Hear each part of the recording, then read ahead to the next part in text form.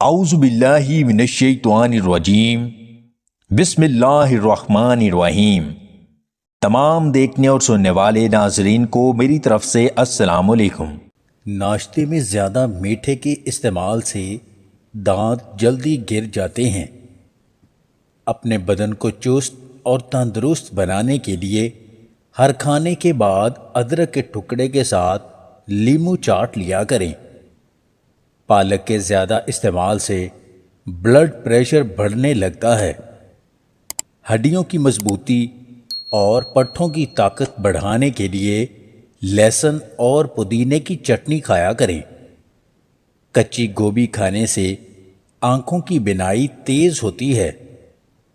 ایک گلاس دودھ میں ارکے سونف ابال کر پینا قبض کے لیے بہت مفید ہے۔ بادام، کشمش اور کھجور دودھ میں ابال کر پینے سے جسم کو فوری طاقت ملتی ہے۔ 1 منٹ کا شدید غصہ انسان کے مدافعتی نظام کو 4 گھنٹے تک کمزور کر سکتا ہے۔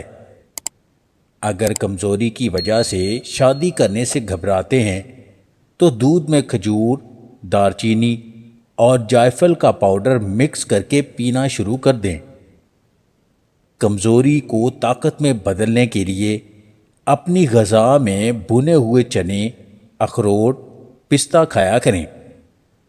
اگر سانس لیتے وقت درد محسوس ہو تو یہ پتے میں پتھری کی علامت ہے۔ پھیپھڑوں کی تکلیف سے بچنے کے لیے پیاز کے رس میں نمک ملا کر پیا کریں۔ مولی کے پتوں کا رس نکال کر پینے سے یرقان کی بیماری ختم ہو جاتی ہے۔ آنتوں کی سوزش ختم کرنے کے لیے پھلوں کا استعمال زیادہ سے زیادہ کیا کریں۔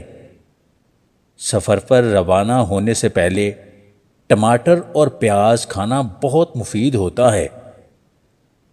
اگر آپ معافی کا حقیقی مطلب سمجھنا چاہتے ہیں تو کسی ایسے شخص کو معاف کر کے دیکھیں جس نے آپ کی کردار کشی کی ہو، تب آپ کو معلوم ہوگا کہ معاف کرنے کا اجر اتنا بڑا کیوں ہے۔